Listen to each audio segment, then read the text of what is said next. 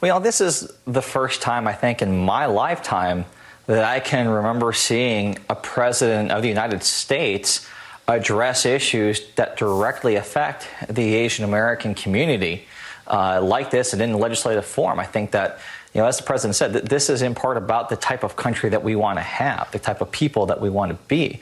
We want to be a country that's diverse and tolerant and accepting and welcoming and understanding. And we've seen too much in recent times, just the opposite. I was just earlier today, driving down to where I live, and as I'm at a stoplight, the car next to me rolls down their window and starts hurling, racial insults and literally threatens to come and beat me up.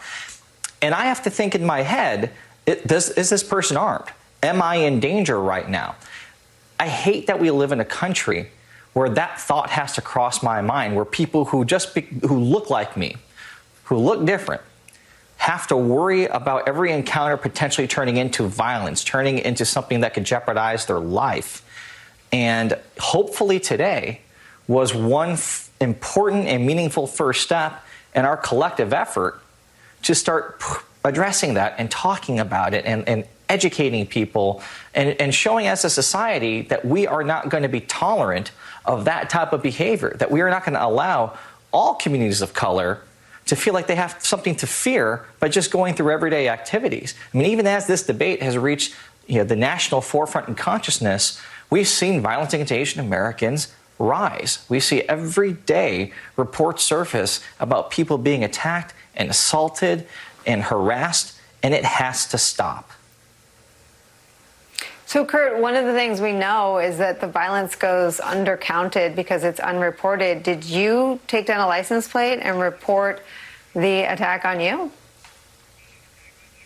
Yeah, I wish I could have. I was at a busy intersection, and as this is happening, the light turns green, and then the person just speeds off and drives away. And I kind of had the choice. Well, I guess I could try to chase them down, but it's one of those things, too, where I think when you're in that situation, again, you have to think about how far am I willing to take this, not knowing what the other person's true intentions are, not knowing whether they're carrying a firearm or not, and also not wanting to obviously put other people who are just sharing the road in any type of unnecessary danger. But again, so much of the hate crimes that go on in this country are underreported because I think a lot of people in communities of color specifically, they don't know if they can trust law enforcement. They don't know if law enforcement has the tools or the training to even act on this type of situation in a productive and meaningful way. That's part of why this legislation is so important, because it is about giving those tools to the law enforcement community, giving them the resources to even count accurately the number of hate crimes that go on. But underlying all of that and why this is such a challenge, again, not just for Asian Americans, but I think for all communities of color, there is a distrust right now with law enforcement. And that's something that at the root we have to address and fix.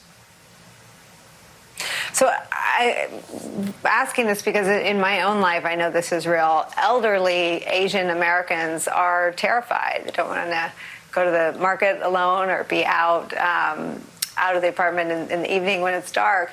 Does this legislation need a sort of touch people component to it to make people feel safer? Does it need a community level program to sort of hold people and say, I see you and I'll protect you? I'm thinking when you're on college, there are phones everywhere you can call if you want a safe walk. I mean, do we need to do more? We absolutely need to do more. And I think part of the hope is that with the funding resources are going to be allocated for all of this and directed to state and local law enforcement, that they in turn use those resources to do a better job within communities. I mean, the reality is, and I've talked to so many of my fellow AAPI friends who talk about they're worried about their parents and grandparents. They're worried about having them out in public and having them go in certain places, after the sun goes down. And it shouldn't be like that. We should live in a country where we are free from that type of harassment and fear to just go about our everyday activities. And right now it just feels like we're kind of being preyed on by these hateful, terrible people.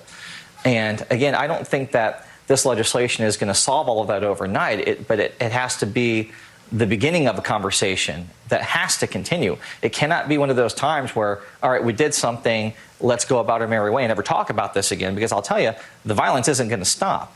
We have to stay vigilant. We have to keep talking about it. And I think that our community, more than anything, it wants to make sure that everybody knows that we are here. We're not going to go away. We want to be seen and heard, and we're going to continue this fight for justice. Kurt Bardella, thank you so much for spending some time with us today.